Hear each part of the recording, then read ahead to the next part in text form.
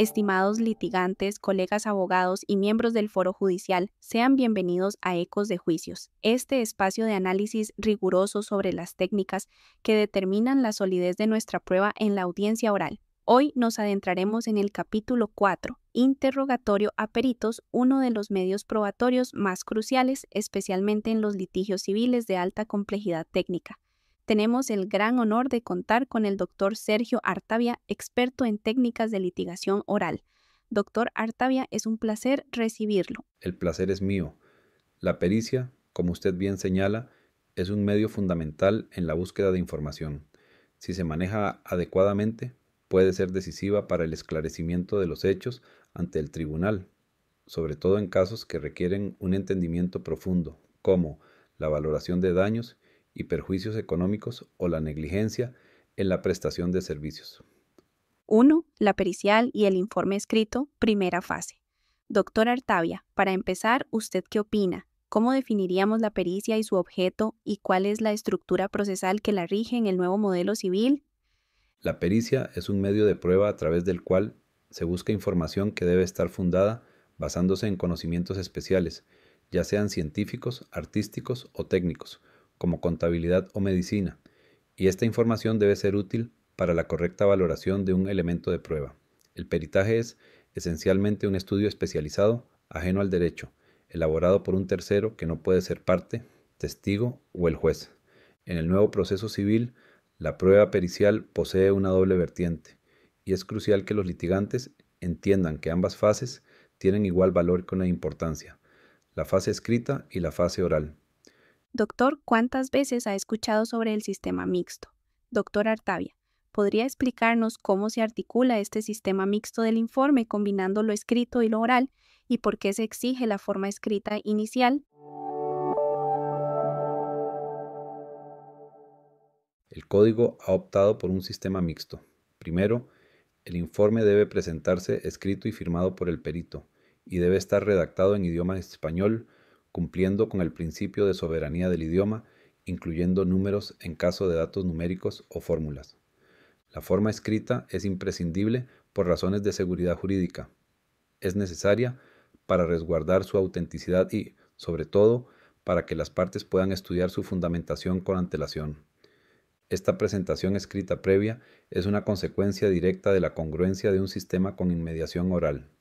Una vez rendido por escrito, al menos 5 días antes de la audiencia de práctica de pruebas, el peritaje será examinado oralmente. Y en términos de requisitos formales, ¿qué debe contener ese informe escrito para ser jurídicamente viable en un litigio civil? La norma legal es expresa. El informe será fundado y debe contener, de manera clara y precisa, una relación detallada de todas las operaciones practicadas, los resultados obtenidos, los elementos técnicos y probatorios utilizados y las conclusiones. Es obligatorio adjuntar los documentos y anexos respectivos, o al menos indicar la fuente correspondiente si no es posible anexarlos.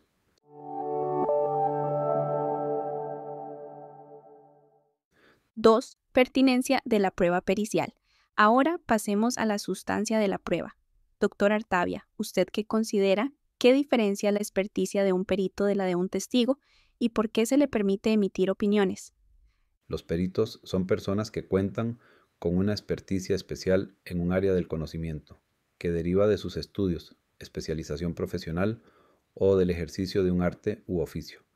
El énfasis central que caracteriza a un perito es su conocimiento especializado y la necesidad de ese conocimiento para que el tribunal pueda apreciar correctamente un hecho o circunstancia relevante del caso. Hablemos de la contribución específica del perito en un litigio civil, por ejemplo, en un caso de protección al consumidor o responsabilidad contractual. Podemos clasificar la contribución del experto en varias categorías. Primero, está el caso en el que el experto entrega una opinión sobre hechos que ha observado directamente, pero a la vez aporta opiniones que suponen conocimiento experto. Segundo, tenemos el escenario donde el experto entrega una opinión sobre hechos presentados por terceros, es decir, que no percibió directamente.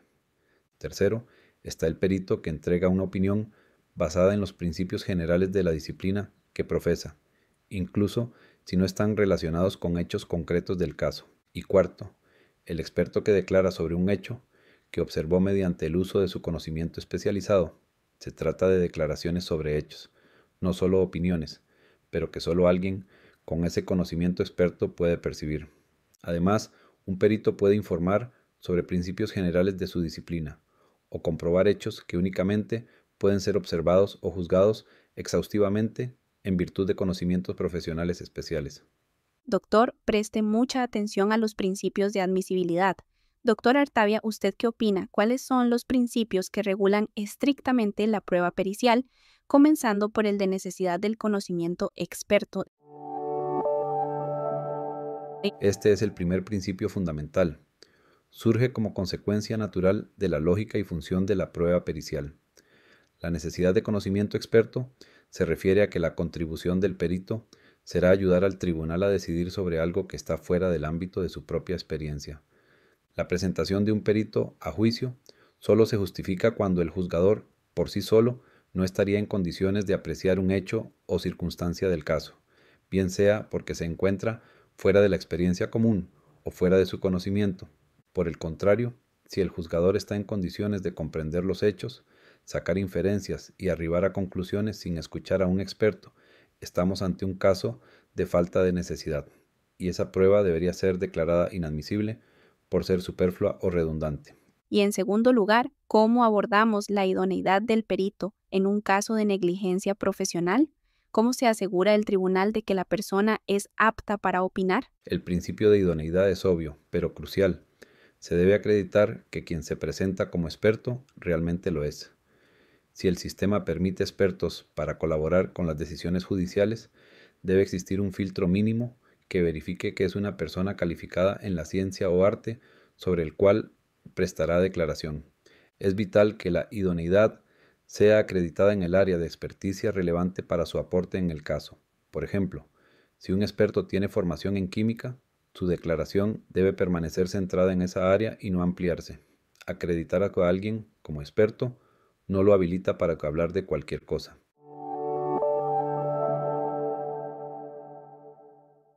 Finalmente, el tercer principio, la pertinencia o relevancia de la prueba pericial. ¿Qué niveles de análisis contempla este principio? La pertinencia o relevancia es un requisito de admisibilidad común a toda prueba. Se analiza en dos niveles. 1. Relevancia lógica. Se entiende que la prueba es pertinente si existe una vinculación del contenido de dicha prueba con los hechos a debatir en el juicio. Una prueba carece de pertinencia si no es conducente o concerniente a los hechos. Segundo, relevancia legal. Este nivel es más sofisticado y se relaciona centralmente con un análisis de costo y beneficio. El tribunal debe sopesar los aspectos favorables que la introducción de la prueba pericial puede producir contra los potenciales perjuicios que pudiera generar su incorporación. El objetivo de la relevancia legal es determinar si el valor probatorio potencial de la evidencia es superado por el perjuicio que ésta crea o por los costos que produce. 3. Técnica y forma del examen oral de la prueba pericial. Pasando a la fase oral, ¿sabe usted que la prueba pericial ofrece una mayor amplitud para la contradicción que otras pruebas? Doctor Artavia, ¿cómo se maneja la contradicción de ese informe escrito, especialmente con la práctica contenciosa actual? Aunque la norma prioriza el examen oral, la práctica indica que el modelo más útil es aquel que permite dar audiencia previa a las partes. Esto les permite contradecir el informe en un tiempo razonable y permite al perito prepararse mejor para defender. Una vez presentado el informe al tribunal, 5 días antes de la audiencia, las partes pueden asumir diversas actitudes en ejercicio de su derecho de contradicción. Pueden guardar silencio, lo cual implica la aceptación tácita del resultado. Pueden manifestarse a favor del informe, resaltando su cientificidad. Pueden protestar el informe por escrito o reservar su ataque para la audiencia.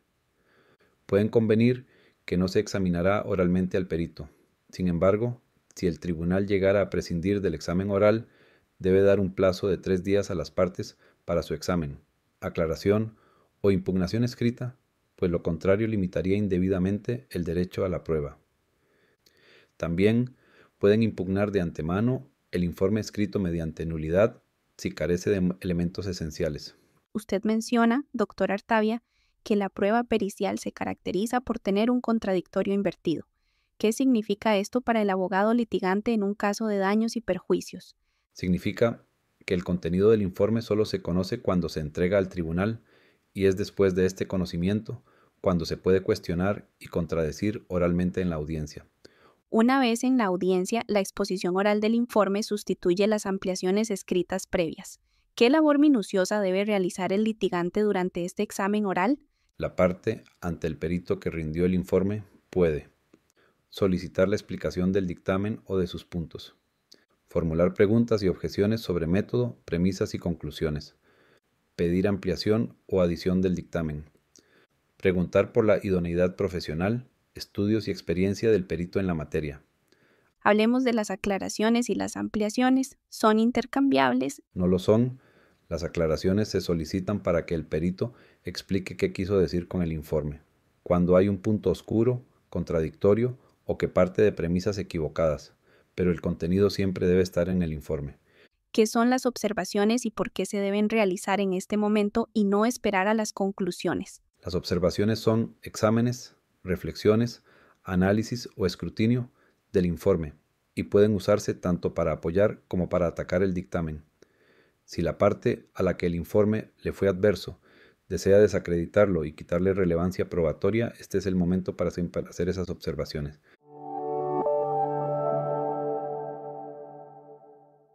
Doctor Artavia, gracias por acompañarnos en este episodio de Ecos de Juicios. Siempre es un placer compartir con usted y nuestra estimada audiencia. Aprovecho este espacio para recordarle a nuestros oyentes que todo este material puede ser accedido en Spotify y en YouTube. Muchas gracias, Melissa. El placer es mío, así es. También pueden encontrar más contenido en mi página web, sergioartavia.com. Feliz día